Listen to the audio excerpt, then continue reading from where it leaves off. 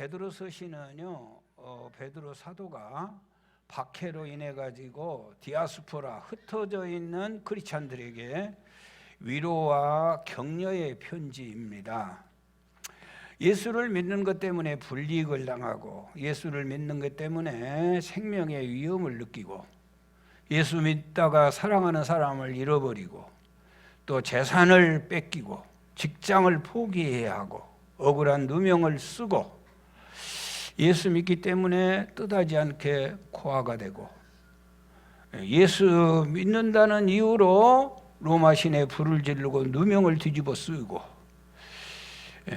얼마 전에는 코로나의 근원이 교회라고 해가지고 교회 예배 문을 막고 가족이 해체되고 세속화의 물결로 수많은 사람들이 교회를 떠나가고 있고 이런 참담한 시대 속에서 오늘 베드로가 그런 교인들에게 주는 메시지가 오늘 본문입니다. 8절에 보니까 마지막으로 말한다. 영어 성경에 보니까 휘날리를 장식한다. 더 이상은 내가 말하지 않겠다. 마지막으로 말하는데 너희가 마음을 다 같이 하여 동정하며 형제를 사랑하며 불쌍히 여기며 겸손하며 악을 악으로 욕을 욕으로 갚지 말고 도리어 복을 빌어주라. 이것 때문에 너희가 부르심을 받았다. 그렇게 살면 너희는 계속해서 복을 받고 살 것이다. 이게 오늘 주신 메시지입니다. 사랑하는 여러분, 참 예수 믿기가 어려운 때가 됐어요. 정말로 어렵습니다. 여러분, 이럴 때 우리가 마음을 하나로 모으고 참 안타깝지 않은 사람이 어디 있어요? 서로 불쌍히 여겨주고 서로 사랑하고 서로 남을 나보다 낮게 여기고 이렇게 살아가야 할 줄 믿습니다. 불쌍하지 않는 사람이 어디 있어요? 힘들지 않는 인생이 어디 있어요? 애도 유치부 이 애들도 요즘은 힘들어요. 노인도 그러고 혼자 살기도 어렵고 같이 사는 사람도 어렵고 직장에 있는 사람도 어렵고 직장 그만둔 사람도 힘들고 어렵고 이런 어려운 때를 살 때 우리가 악을 악으로 욕을 욕으로 대항하지 말고 도리어 복을 빌어줘라. 그것 때문에 내가 너들을 불렀다. 그러면 계속해서 너들은 복된 인생이 될 것이다. 할렐루야. 세번역 성경에는 축복을 계승하기 위하여 무서운 환난 속에서도 참담한 어려움 속에서도 축복이 계승하기를 원한다. 세번역 성경에는 축복이 계승하기를 원한다. 우리 하나님은 이 무서운 환난 속에서 이 어려운 핍박 속에서 성도 여러분들의 축복이 계속되기를 소망하고 계신 줄 믿습니다. 경제 전문가들은 2023년도에 경제 침체기라고 말을 합니다. 결코 살기가 쉽지 않을 것을 이미 예고하고 있습니다. 여러분, 불황 속에서도 호황을 누리는 여러분이 되시기 바랍니다. 믿습니다. 지난 금요일 날 우리 강대인 집사가 전화를 했어요. 목사님 찾아뵐랍니다. 목사님은요, 사실은 여러분 찾아뵌다고 하면 겁이 덜컥 납니다. 뭔 어려운 일이 있을까? 이제 또 지금 임신 때문에 너무 그 가정이 힘들어하고 있잖아요. 그래서 아이고 모학교에 다녀가지고는 임신이 안 되니까 교회를 옮길란다고 지금 말하러 올라온가. 그래서 내심 걱정이 많이 됐어요. 그래도 어머니 아버지부터 지금까지 신앙생활 잘했으니까 그냥 뜻을 받들어야 되겠다 이렇게 마음 내려놓고 있는데 오자마자 막 눈물이 두두두두 그렇게 뜨거운 눈물도 처음 봤어요. 잠깐 묵상기도 하고 났더니 목사님 임신했어요.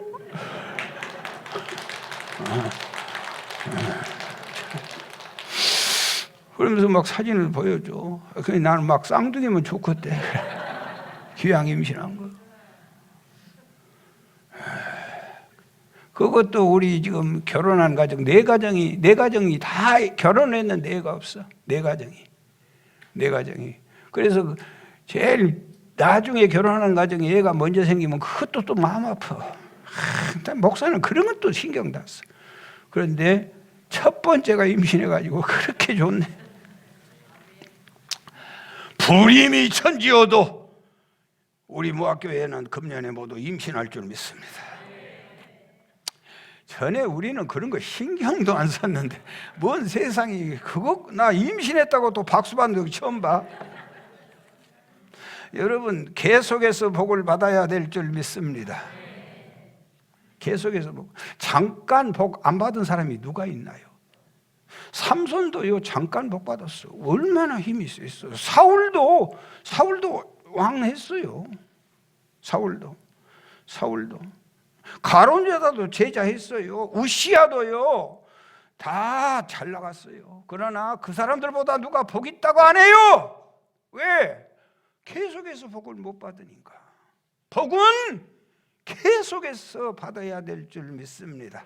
자손 대대로 신앙의 명문가를 이루시기 바래요. 2023년도 계속해서 건강하시기 바래. 불황 속에서도 호황을 누리시기 바래요. 아멘. 한 사람만 누릴지어다. 아이 목사님이 그렇게 축복의 말씀을 해도 입을 다물고 있어. 어떻게 하겠어요? 입이 열려야 들어가. 계속해서 평안할지어다. 계속해서 행복할지어다. 계속해서 뜨거운 믿음으로 승리할지어다. 복 있는 사람은요, 복 있는 교인들은 목사님 보면 참 불쌍해. 아멘.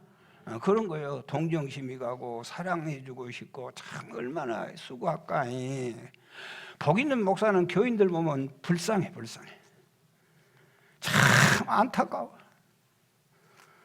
자고 있어도 불쌍하고 눈 뜨고 있어도 불쌍해. 불쌍한 마음이 있어. 사랑하는 여러분, 계속해서 2023년도 한 해 계속해서 복된 한 해가 될 줄 믿습니다. 내가 휘날리를 장식한다. 라스트 세이, 마지막으로 내가 너들에게 부탁한다. 한 마음을 가지고 서로 동정해라. 서로 불쌍히 여겨라. 서로 사랑해라. 겸손해라. 누가 나한테 악으로 대하냐? 악으로 갚지 마라. 누가 너한테 욕하디? 같이 맞대응하지 말고 도리어 복을 빌어줘. 그 일 때문에 내가 너를 불렀어. 그리하면 너는 계속해서 복된 인생을 살게 될 것이다. 누가복음 6장 28절 시작. 너희를 저주하는 자를 위하여 축복하며 너희를 모욕하는 자를 위하여 기도하라. 마태복음 5장 46절 너희가 너희를 사랑하는 자를 사랑하면 무슨 상이 있으리요? 세리도 이같이 하느니라. 세상 사람들도 저 좋아하는 사람 좋아하고 저 미워한 사람 같이 미워해. 구원 없는 사람도 그래. 너들은 십자가에 달려 돌아가신 나를 믿고 나 믿음으로 천국 간다면서 세상 사람들과 똑같으면 되겠냐는 거죠. 세상 사람들이 하는 것만큼 한다면 어찌 신앙인이라고 말할 수 있겠냐는 거죠. 2023년 한 해는 계속해서 복된 한 해가 될 줄 믿습니다. 나를 싫어하고 나를 시기하고 대놓고 비방하고 없는 곳에서 비방하는 놈들 맞대응하지 않고 축복하는 것 절대로 쉬운 일 아닙니다. 힘이 없어서 할 수 없으면 몰라도 힘이 있는데도 참는다고 하는 거 여러분 절대로 쉬운 일이 아니에요. 왜? 내가 해보니까. 얼마나 많은 기도가 필요한지 몰라. 얼마나 마음 아픈 일이 있는지 몰라. 얼마나 많은 눈물이 필요한지 몰라. 그것 하지 않고서는 계속해서 복 못 받을 것이다.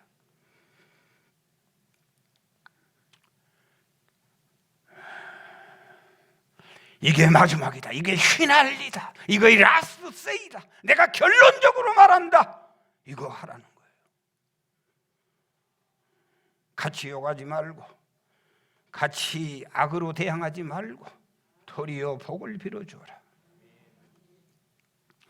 하나님의 명령이에요. 명령. 우리 성경은 명령 같지 않지만은 다른 성경 보면은 명령이에요. 여러분, 쉬운 것을 왜 명령하겠어요? 놀라고 명령한 사람이 아이 꼭 너 놀아라, 그런 사람이 어디가 있겠어? 놔둬도 잘 놀아. 너 잠 안 자기만 해봐라. 그런 사람이 없어. 잘 자. 그것은 할 수 없는 것을 명령하는 거예요. 원수를 축복하는 일 쉽지 않아. 정신적으로 물질적으로 엄청난 피해를 입은 자 절대로 용서하기 쉽지 않아. 내 인생을 송두리째 망가뜨려 버리는 그 남편, 그 남자 용서하는 거 쉽지 않아. 사랑하는 여러분, 그러나 주님께서 계속 복받고 싶니? 그를 위하여 기도하고 축복해. 그것 때문에 내가 너를 오늘 불러낸 거야. 그리하면 너는 영원히 복받고 살 것이다. 아멘입니다. 옆 사람한테 인사 한번 하시면 좋겠어요. 그냥 하지 말고 마음을 담아서 옆 사람 많이 보면서, 옆에 사람이 없다는 건 불행한 거예요. 사실은 옆 사람 보면서 이렇게 인사하겠어요. 당신은 나의 복덩어리입니다.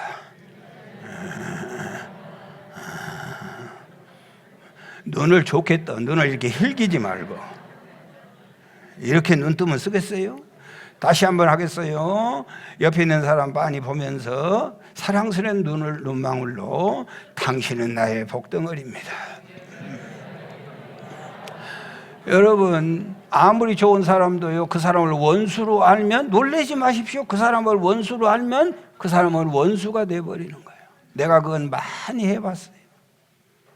그 사람을 원수로 알면 원수가 돼버려. 복으로 알면 복이 되고 상으로 알면 상이 되는 줄 믿습니다. 세계 최고의 대학을 우리는 허버드 대학이라고, 허버드 목사님이 세운 대학이죠. 허버드 대학은 어느 과 하나가 떨어진 과가 없어. 그 모든 유니버시티 중에서 칼리지가 다 위대한 대학이에요. 이 수만 명의 졸업생 중에서 가장 그중에 에리트 268명을 뽑았어요.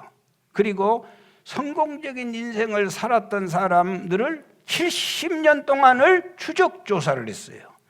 인터뷰도 하고 설문도 하고 실질적으로 뒷조사도 하고 방문도 하고 70년 동안 연구 결과를 발표했어요. 인생의 성공에 가장 중요한 것이 뭐냐? 그건 릴레이션십이라고 그랬어요. 인간관계예요. 인간관계.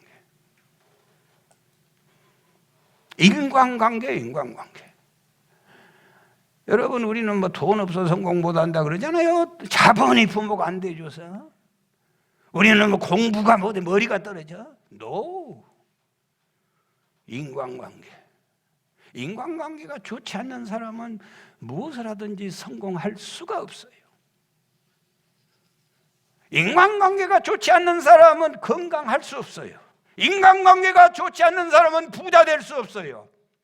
장수를 누릴 수 없어요. 행복할 수 없어요. 그게 어디에 걸려있냐? 상상을 뛰어넘는 인간관계에 걸려있는 거예요. 갈라디아서 6장 10절 시작. 그러므로 우리는 귀에 있는 대로 모든 이에게 착한 일을 하되, 그 다음이 중요해요. 더욱 믿음의 가정들에게 할지니라. 사회상 사람들하고 잘 지내십시오. 그러나 교인들하고는 더 잘 지내야 돼요. 교인들하고 잘 지내십시오. 그러나 목사님하고는 더 잘 지내야 돼요. 착하게 사십시오. 사람들에게 아름답게 지내십시오. 그러나 크리스찬 한 교회에 다니는 교우들과는 더 뜨겁게 지내십시오. 이게 복된 인생입니다. 우리 삶의 가장 중요한 것은 인간관계입니다. 얼마나 이 관계가 중요하면 하나님께서 너는 애물을 제단에 드리다가 형제들에게 원망 들을 만한 일이 있는 줄 생각나거든 애물을 제단에 두고 가서 먼저 형제와 화목하고 그 후에 와서 애물을 드리라는 거예요. 인간관계를 잘하는 사람은 삶이 윤택합니다. 행복합니다. 할렐루야. 인간관계를 잘못한 사람은요, 스승을 거역하고 부모를 배반하고 친구를 원수 만들어. 어떤 사람은요, 원수도 만나면 다 친구 돼버려. 그런데 어떤 사람은 처음에는 친구인데 다 원수 돼버려. 그 사람은 절대로 복 있는 인생이 아니고 계속해서 복을 받을 수가 없어요. 요한복음 13장 34절 새 계명을 주노니 서로 사랑하라. 무조건 성경 본문 나오면 같이 해. 뭐라고 여기다 띄워놓고 써요? 같이 하라고. 요한복음 14장 34절 새 계명을 주노니 서로 사랑하라. 내가 너희를 사랑하는 것 같이 너희도 서로 사랑하라. 구약 성경의 계명이, 성경은 계명이야. 엄청난 계명이 성경에 꽉 차 있어요. 그래도 새 계명이라는 말은 없어. 새 계명을 준다. 그 새 계명이 뭐냐? 서로 사랑하라. 어떻게? 내가 너희를 사랑하는 것 같이 십자가에 피 흘려 죽으면서 내가 너희를 사랑하는 것 같이 너들도 서로 사랑. 이게 새 계명이에요. 사도 바울은요, 이웃 사랑은 곧 율법의 완성이라고 그랬어요. 이웃 사랑하는 것은 모든 율법을 다 이루는 거예요. 갈라디아서 5장 14절 온 율법은 내 이웃 사랑하기를 내 자신같이 하라 하신 한 말씀에 이루어졌나니 이것이 이 시대를 사는 우리의 영광이요 축복입니다. 서로 사랑하는 겁니다. 서로 존중히 여기는 겁니다. 할렐루야. 일부에도 이건 모르대요. 여러분도 모를 줄로 믿습니다. 모르지? 혹시 알면은 내가 500원 줄게. 1592년 4월 13일 날이 무슨 날이에요? 오! 와! 에이, 조금 이랬으면 얼마나 좋을 뻔했어. 그런데 목포고등학교 출신 실력 있다. 500원 줄게. 1592년 4월 23일이 일본이 우리나라를 쳐들어온 날이에요. 일본이 권위식과, 나는 찾아서 알았어. 그런데 어떻게 실력 좋아. 권위식과 장군을 앞세우고 조선을 쳐들어온 날이 1592년 4월 13일 날이에요. 일본은 선봉대 18,700명에다가 병선, 군인들을 실을 때 배를 병선이라고 하고 병선 700대에 나누어 타고 부산포로에 쳐들어왔어요. 그 해가 임진년이요. 그의 전쟁이 일어났다고 해서 임진왜란이라 그래요. 조선시대의 군사 전력은 혹시 그 당시에 뭔 줄을 아시겠어요? 군사 전문가 임용구 장관이에요. 재승방락이라 그랬어. 재승방락. 그 말은 아주 간단해. 너희 동네는 네가 지켜라 그 말이야. 요즘 말로 하면은 정기군은 없고 향토 예비군만 있었다 그 말이야. 우리나라가 조선시대 때. 조정에서는 뭐 하냐? 장군만 보내주는 거예요. 윤제욱 장군 무한으로 내려와. 그러면 내려와서 그때 와가지고 군사를 모집하고 훈련시키는 거예요. 모집하고 훈련시킬 때 이미 무한 땅은 점령당해 버리는 거예요.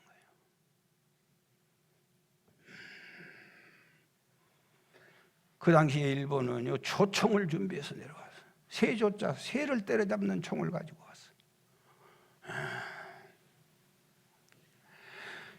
선조는 일본 군들의 북진 소식을 듣고 어디로 도망갔어요? 개성으로 도망가. 한양 시민들이 막 통곡하는 거예요. 임금의 행렬이 막 떠나가니까 백성들이 울고불고 가지 마라. 우리는 어떻게 하냐고. 여러분 선조가 떠나간 모습을 보고 왜군이 한양에 들어오기도 전에 화가 난 백성들이 경복궁에 불을 질러버렸어요. 가장 어디에 먼저 질렀어요? 장애원에 불을. 장애원이 어디냐? 노비 문서가 있는 거예요. 그 당시에 우리 조선시대 때 10%가 양반이고 20%가 평민이고 70%가 노비였어요. 여러분, 선조는요 개성으로 도망가면서 가장 미워했던 아들 광해에게 지휘권을 넘기고 걸음아 나살려라 도망가 버렸어. 개성에 도망가가지고 개성서도 불안하니까 평양으로 가가지고 평양서도 불안하니까 명나라에 망명을 요청했어요. 그 당시에 징비록으로 유명한 정의정 유성룡, 그가 선조에게 얘기하는 거예요. 명나라 망명 가면 조선 왕국은 이 땅에서 사라집니다. 어떻게 하면 좋겠는가? 그럴 때 좌의정 유성룡이가 선조에게 직언을 해요. 이렇게 하십시오. 외놈 목 하나를 노비들에게, 외놈 목 하나 따오면 상을 주고, 외놈 목 둘 따오면 면천을 시켜주고, 노예에서 자유를 주고, 새 따오면 벼슬을 내린다 하십시오. 그래서 그대로 선포했더니 노비들이 눈에다 불을 쓰고 외놈 목 따는데 전력을 하는 거예요. 어떻게 하면 되겠는가? 이순신 장군이 드디어 이 패전의 위기 앞에 들어서면서 이들이 전부 위대한 장군 이순신 밑으로 들어가는 거예요. 이순신의 지혜와 용맹이 탁월했지만은 노비들이 그전의 노비들이 아니었어요. 외놈들 목을 자르는데 눈에 혈안이 되어 있어. 그래서 이순신은 23전 23성을 이루었는데 그게 이순신 한 사람의 지략과 용맹뿐만 아니라 그 노비들이 외놈 전쟁에 이기고 진 것은 관심이 없고 목 자르는 것이 관심이었다는 거예요. 거짓말인가 사실인가는 잘 알 수 없지만은 일본 외놈들 목을 잘라가지고 항아리에다가 소금 넣고 절여놨다는 거예요. 7년 임진왜란이 끝나고 노비들은 그 목을 들고 선조대왕 앞에 가는 거예요. 우리에게 자유를 주세요. 노비 문서를 좀 태워주세요. 그런데 너무너무 안타깝게도 언제 그랬냐는 듯이 선조는 그걸 이런지하에 무시를 해버리는 거예요. 사학자들은 조선 역사의 최악이 바로 선조의 이 최악의 선택이었다.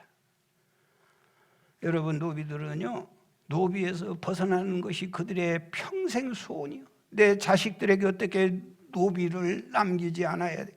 노비는 중요한 것은 성이 없어. 여러분, 김씨, 이씨, 박씨, 최씨 우리에게 성이 있다고 하는 것이 얼마나 놀라운 축복인지 아십니까? 성이 없어, 성이.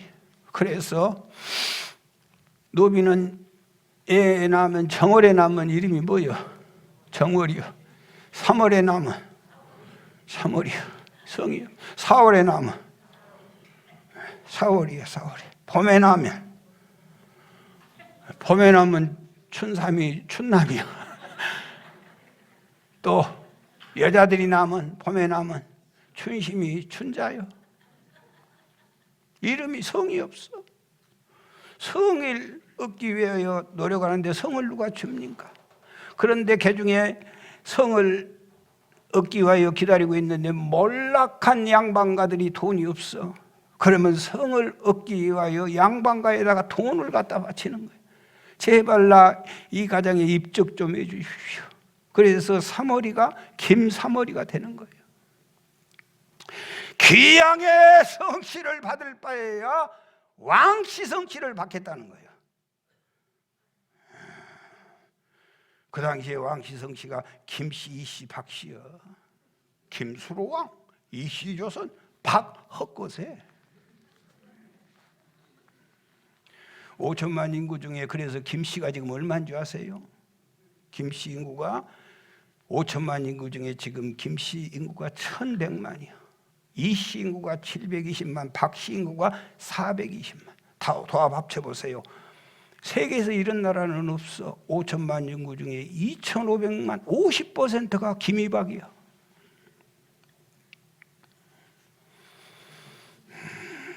김씨, 이씨, 박씨, 나도 김씨니까 자신 있게 말하지만은 김씨들은요, 김해 김씨는 김수로 왕의 후손이라고 자긍심을 가지고 있어. 그러나 김이박 엄청나게 많은 것은 조상님들이 거식이었다는 사실을 우리가 잊어서는 안 돼요.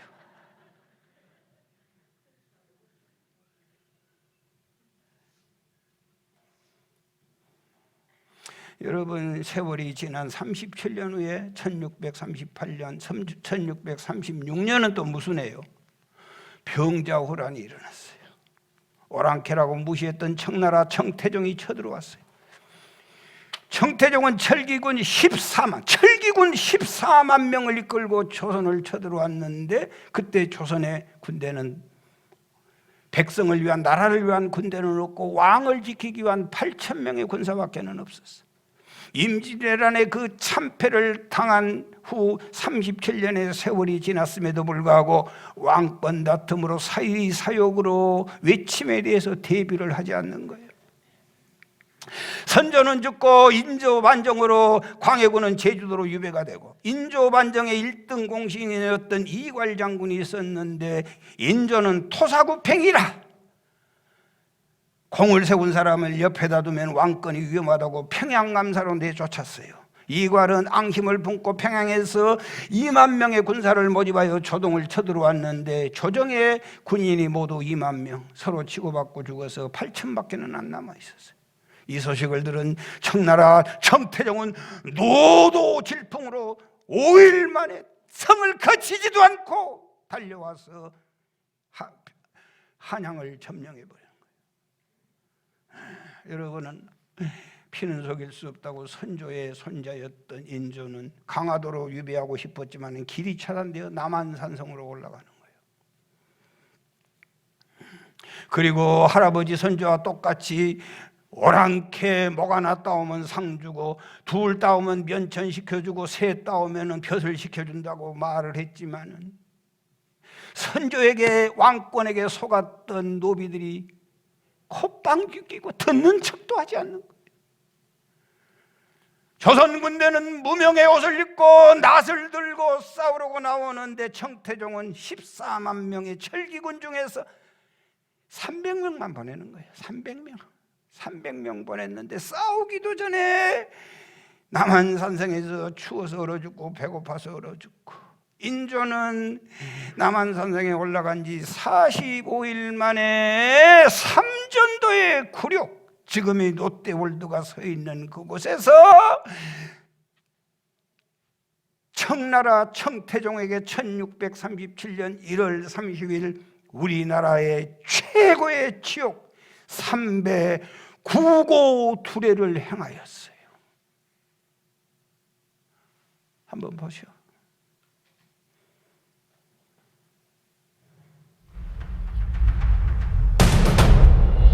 저거 인조요. 이덕화가 인조.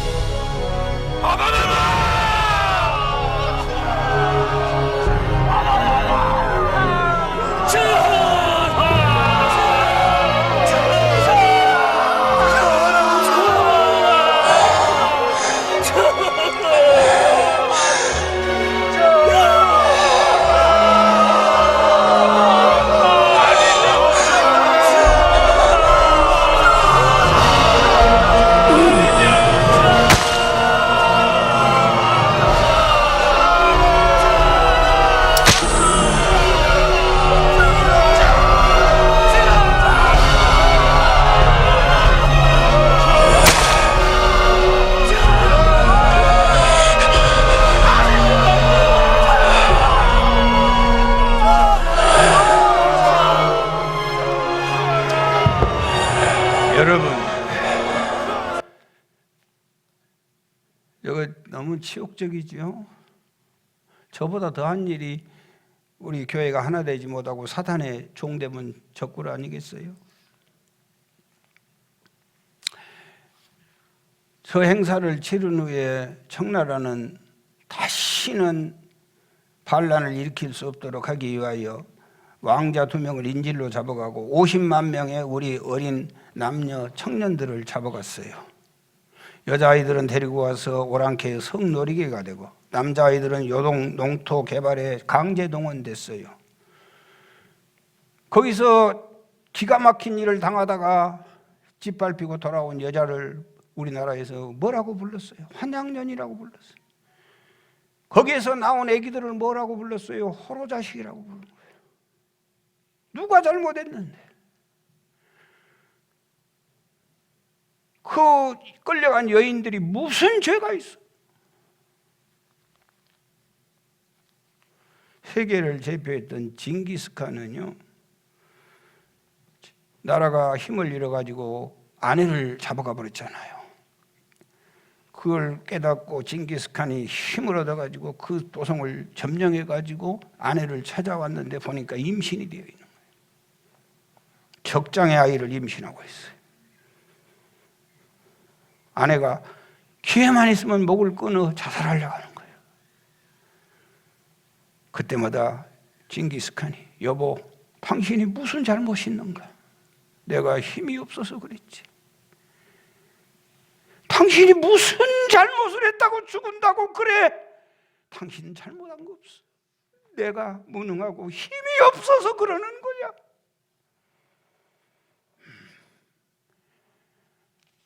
여러분, 징기스칸은 그 속에서 태어난 아들을 후계자 삼잖아요. 적장의 아들을. 그래서 20만 명밖에 되지 않는 그 몽고의 적은 나라의 그 수장 징기스칸이 세계를 점령할 수 있는 거예요.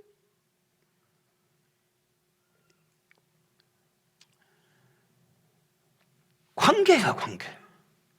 복이 어디에 있냐? 큰 사람이 누구냐? 마음이 큰 사람이 큰 사람이에요. 조선 왕조가 왜 치욕적인 삶을 살았습니까?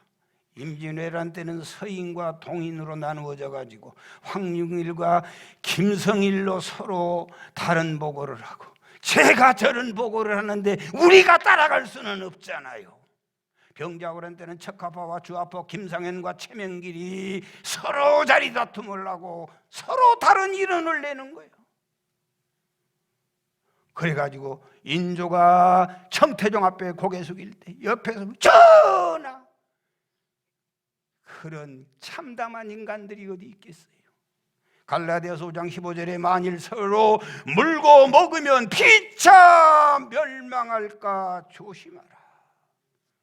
나라의 앞날을 생각하지 않고 시기 질투하고 자기의 유익을 챙기기에 급급하는 인생들에게 다가오는 것은 무시무시한 재앙밖에는 없습니다. 사람을 존대해야 할 줄 믿습니다. 마태복음 25장 40절 시작. 임금이 대답하여 이르시되 내가 진실로 너희에게 이르노니 너희가 여기 내 형제 중에 지극히 작은 자 하나에게 한 것이 곧 내게 한 것이니라. 느부갓네살왕이 하룻밤에 꿈을 꿨는데 번뇌하기 시작했어요. 여러분, 느부갓네살 왕 수많은 백성들이 아니 이웃 나라에서까지 도와주세요 하고 찾아오는데 정작 느부갓네살은 밤에 꿈을 꿨는데 그 꿈 하나를 해결하지 못하고 번민했다. 번민, 원리라고 하는 단어가 쓰고 있는데 물고 흔들었다는 거예요. 꿈 하나가 느부갓네살만 물고 흔듭니까? 느부갓네살뿐만 아니라 바벨론 전역을 물고 흔드는 거예요. 무슨 꿈인지를 알 수가 없어요. 더욱 그 뜻을 해결할 수도 없어. 그런데 신기하게도 그 꿈이 잊어지지가 않는 거예요.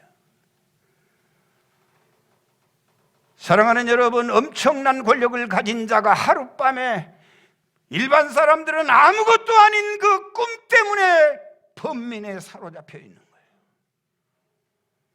그리고는 당시의 최고의 지혜자들을 몽땅 숙청하는 거예요. 이 꿈을 해결하지 못하면 너희 몸을 쪼갤 것이고 너희 집은 거름더미를 만들어 버릴 것이다. 이런 억지가 어디 있어요? 그래도 그 누구도 그에 대해서 대항한 사람이 없고 그 명은 바벨론 전역에 실행이 되고 있어요. 왕명은 즉시 시행되었어요. 왕은 즉시 비서실장 아리옥에게 명을 내렸어요. 임자 즉시 시행하도록 하라. 아리옥은 멍을 받들어 지혜자들을 죽이려고 나가는데 그 앞에 다니엘이 막아섰어요. 여러분, 다니엘에게 지혜자는 정적들입니다. 다니엘을 누가 사자굴에 집어넣어요? 그 지혜자들이 집어넣는 거예요. 시기 질투 대상이에요.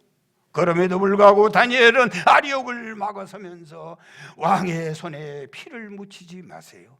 제가 수일 내에 꿈과 꿈의 내용을 가지고 오겠습니다. 그리고는 아리옥을 다시 궁으로 돌려보내요.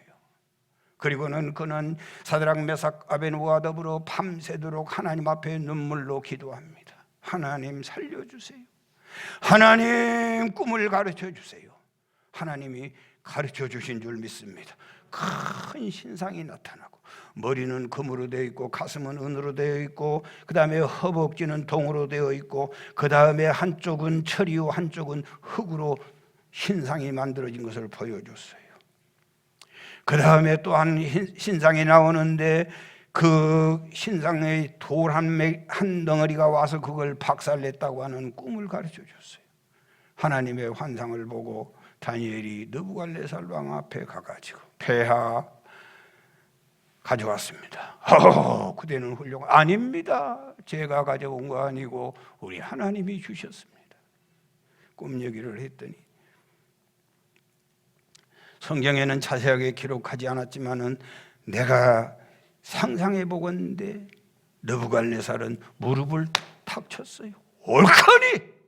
그리고는 느부갓네살이 왕좌에서 내려와 가지고 다니엘에게 큰 절을 올리면서 그대의 하나님은 모든 신 중에 신이로다. 그대의 하나님은 모든 왕 중에 왕이로다. 그리고 다니엘, 그대는 궁을 떠나지 마오. 항상 내 곁에 있어다오. 온 천하를 지배하게 하고 사드락 메삭 아벤노고 친구들까지 지방의 일을 맡기게 했어요. 사람을 잘 되게 해야 돼. 사람을 살리는 일에 힘을 써야 돼. 복 받고 싶어요? 계속해서 복 받고 싶어요?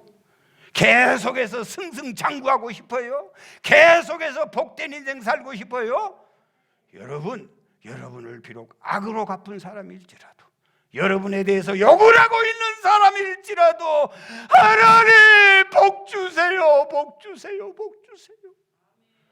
이런 자가 계속해서 복을 받고 살게 될 줄 믿습니다.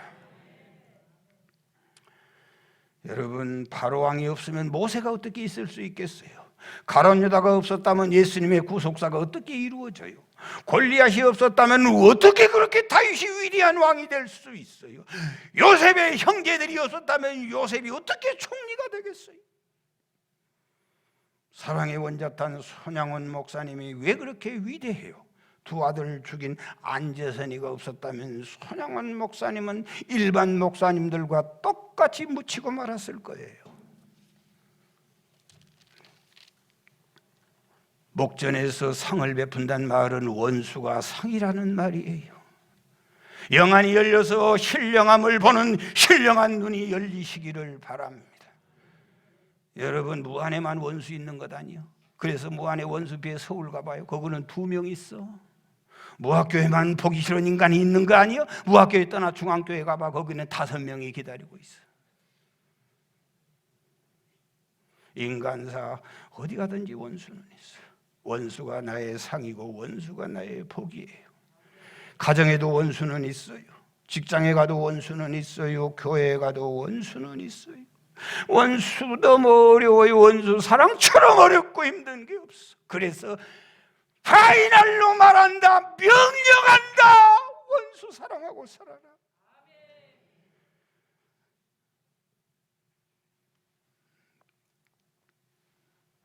로마서 12장 19절 내 사랑하는 자들아 너희가 친히 원수를 갚지 말고 하나님의 진노하심에 맡기라. 기록되었어요. 원수 갚는 것이 내게 있으리 내가 갚으리라고 주께서 말. 우리는 원수 갚을 수 없어요. 제대로 못 갚아요. 원수 갚으세요. 그 다음에 또 원수가 다가와요. 원수 갚다가 인생 망쳐요. 좋으신 주님, 나는 주님 가까이 할수록 너무 좋고 말씀 앞에 무릎 꿇을 때마다 감동이고, 이렇게 좋은 말씀이 어디 있겠어요. 원수는 내가 갚을게, 네가 갚지 마라. 얼마 이보다 더 좋은 말씀 어디 있어요. 꼭 쫓아가서 원수 갚으라 간 게 좋은 말씀이에요. 원수 갚는 것 내가 갚어, 네가 원수 갚은 그건 월권이여. 하지마. 원수 그건 내가 갚어. 원수를 네가 갚으면 하나님의 권리를 침해하는 거야. 아무리 감정이 용납하지 않아도, 아무리 이성이 용납하지 않아도, 아무리 상황이 용납하지 않아도, 아무리 형편이 용납하지 않아도 하나님의 말씀이니까 순종하고 사시기 바래요.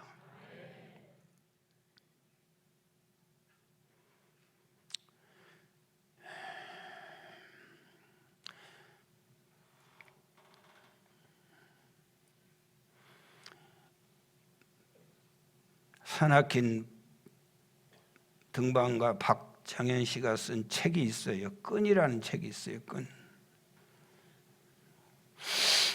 2005년 1월 후배 최강식 씨와 단둘이서 히말리아 촐라체봉, 그렇게 특별히 높은 산은 아니에요. 보통 8,000m 이상 올라가는데 6,640m 겨울 등반을 갔어요. 등반은, 히말리아 등반은 겨울에 하는 게 아니에요. 여름에, 그것도 날 봐서 하는 거예요. 그런데 일부러 겨울 등반을 했어요. 최초예요. 세계 최초 겨울 등반. 그 등반에서 엄지손가락 둘만 남고 나머지는 전부 동상으로 다 잘라야 했어요. 2005년 1월 16일 첼라체봉 정상에 태극기를 꽂고 하산하게 됐는데 1000m 가까이 내려와서, 여러분, 히말리아 산맥에 가장 무서운 것이 호랑이에요, 사자예요? 뭐가 제일 무서워요? 추위라고 말하겠죠. 추위보다 더 무서운 것이 있는데 크레바스예요. 크레바스. 이 더위와 추위 때문에 얼었던 천년설 만년설 천년만년 얼었던 것이 저기 벌어져 버린 거예요. 그게 어떤 때는 3m 벌어지고 2m 벌어지고 1m 이렇게 벌어져 버리는 거예요. 그런데 거기에 어떤 때는 눈이 덮여 있어 가지고 잘못 잊으면은 정말로 천길 낭떠러지, 저게 벌어진 것이 깊은 것은 1km까지 벌어져 버려요. 시신도 건져낼 수가 없어. 한번 떨어지면. 언제 건져내냐? 주님이 재림하실 때 나올 수 있어요. 저희들이 로키 산맥 관광만 가도 가이드라인을 쳐놓고 절대로 더 이상은 못 가게 하는 거예요. 크레바스가 있다는 거예요. 여러분, 1000m 가까이 내려다가 박정희 씨가 크레바스에 추락을 해버렸어요. 다른 인터넷 자료에 보니까 혹시라도 여러분 또 확인해보고 또 틀렸다고 말할지 모르니까 내가 미리 말씀드릴게요. 어떤 자료에는 최강식 씨가 추락을 했다고 기록하고 있어요. 그런데 다행스러운 것은 좌일로 서로 가슴에다 줄이 연결되어 있었어요. 저기서 25m 가까이에 대롱대롱 매달려 있는 거예요. 그리고는 꼼짝도 못하고 최강식은 위에서 버티고 있는 거예요. 이렇게 있으면 다 죽지 않아요? 언제까지나 이러고 있겠어요? 나는 믿어지지 않지만은 9일 동안을 그 추위를 견뎌냈다는 거예요.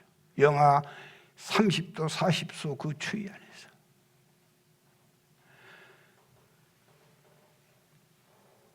크레바스에 빠져있는 박정현이는 동생이 최강식이었는데, 강식아 좌일 자르라. 나는 안 돼. 자르고 고국에 돌아가서 얘기해야 될 거 아니야. 너도 죽어 이러면. 둘 다 죽는다고. 형 괜찮아, 안 가. 기다릴게. 힘을 내. 몸을 움직여. 히말라야 동반이 시작된 지가 250년 역사가 지났는데 크레바스에서 살아난 사람은 유일하게 박정현 저 한 사람뿐이에요. 잠을 자지 못하고 굶주림 혹독한 추위 속에서 차이를 자르지 않고 버텨냈어요. 구조대가 올 때까지 몸을 비틀면서 추위와 싸우면서 고독과 싸우면서 형 힘을 내, 강시가 가라고, 틀렸다고, 방법이 없다고, 다 죽을 수는 없잖아. 여러분, 구조대가 와서 살아났어요. 그런데 온몸이 얼고 다리, 허리가 부러지지 않는 곳이 없었대요. 더 이상 그들은 등반할 수 없게 됐어요. 손가락이 없는데 무슨 등반입니까? 그러나 그들은 그 뜨거운 우정은 세계인들의 가슴 속에 피석으로 지금도 남아있어요. 여러분, 우리 주위에는 지옥의 크레바스가 있습니다. 주님이 오시면 그 크레바스에서는 올라올 수도 있겠지만 지옥의 크레바스에 빠져버린 사람은 영원히 건져낼 수 없어요.